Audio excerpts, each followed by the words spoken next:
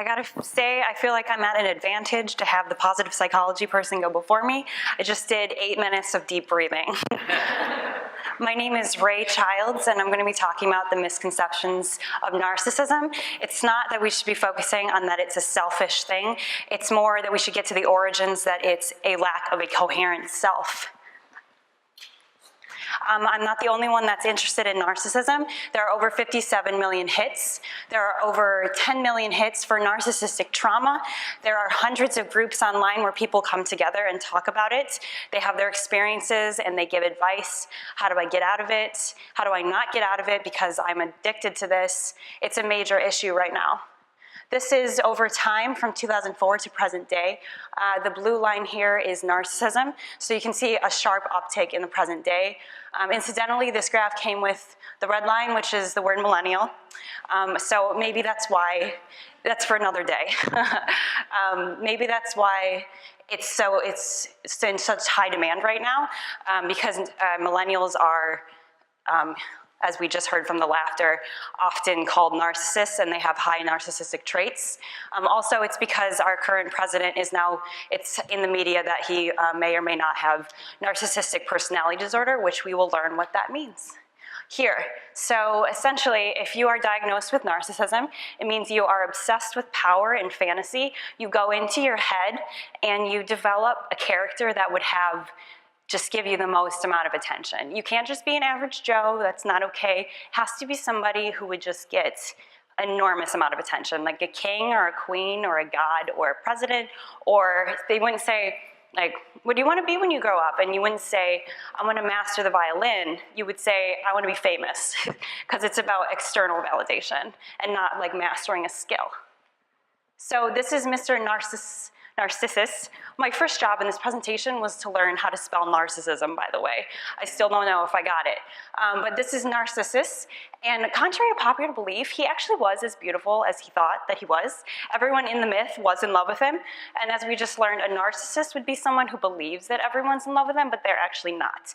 But what we can learn from Narcissus is that it's very material, it's very shallow, if you will, and it's all about outer beauty, and there's nothing internal. So my favorite as an English major is popular culture.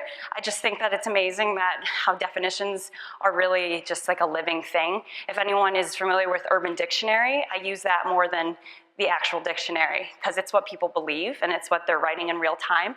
So look at these major blockbusters. The Office in England, also in the United States. Major, based around a deep, deep narcissist, which is Michael Scott. Wolf of Wall Street, and then American Beauty. So these are not small films or TV shows, they're huge and there's an audience. So people are recognizing this phenomenon as well as talking about it online. Also, Mr. Kanye West here is referring to himself as God's vessel. So he's not just a talented artist, he's God's way of speaking to the lowly humans. But honestly, that's kind of humble because he could have just called himself a god, right? He's God's messenger, so we give him our hats to them. And then obviously over here we have our president depicted as Narcissus. Okay, so we develop a self in order to protect ourselves. There's so much information in the world and we have things we need. We have to get sustenance and food and a partner and attention. So when there's so much information that goes against making us feel good, we have defense mechanisms that protect us. So for instance, repression would be one. That means there's some sort of information that's not comfortable. I don't like it, so I'm gonna push it down. And then it's probably gonna creep up in some terrifying ways as I live my life. Another one would be humor. Humor is a healthy coping mechanism to deal with a lot of difficult information. And then intellectualization is a healthy one, which means that there's something, this whole presentation could be intellectualization, because there was some very difficult information in my life. So what did I do to cope with that? Because it threatened myself. I turned it into something creative through intellectualization, which Maslow defines as probably one of the ways that human beings should cope, hopefully. He says that we should aspire to be self-actualizers and be creative. But in order to self-actualize, you need to pass the school of self-esteem. And anyone who has gone any modicum of success knows that you're not gonna get validated constantly all the time, just mostly to the contrary, actually. So that's problematic for those who don't have a self to begin with. And then here's a photo here of Mr. Benjamin Franklin with Michael Scott. Benjamin Franklin is cited as one of the great self-actualizers. Okay, so how do we develop a self? From ages 1 to 6 months old, we have no idea that we're any different from our parents. We're just a blob, there's no boundaries, it's just a happy life. And then age 7 to 12 months kicks in, and we realize that there is a boundary. I am me, and you are you, and we're separate. Mom is over there, and she could leave, because we're different, and that makes me super, super anxious. So what do? I have to develop a self, a way to regulate myself and validate myself when my parents are hopefully starting to give me some space to be an independent person.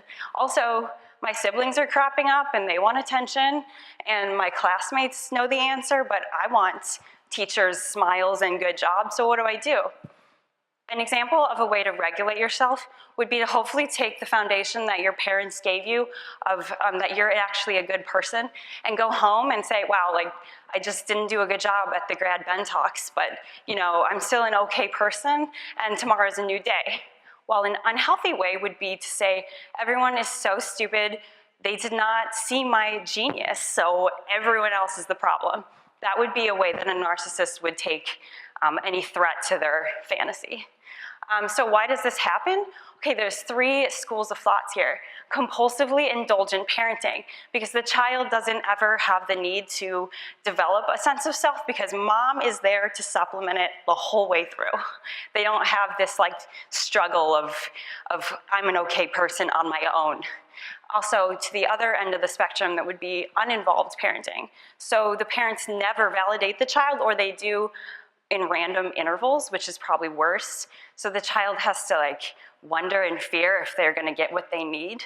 And then also trauma at an early age. So the results of that, you get a narcissist. A deep narcissist is when you'll be diagnosed for that clinically. And essentially, as I said, this is someone who is addicted to external validation. They can't come home and reassure themselves that they're all right. It has to come from everybody else, and they'll do anything outlandishly to get this attention. So they love social media, because this is 24/7 access to being validated. Why wouldn't you love that? And then they can try on other people's personalities like a coat, because there's no inner personality traits. So the upswing here is that we have social media, and we can use this power to tell others what this problem is and how we can counteract that. Thank you so much.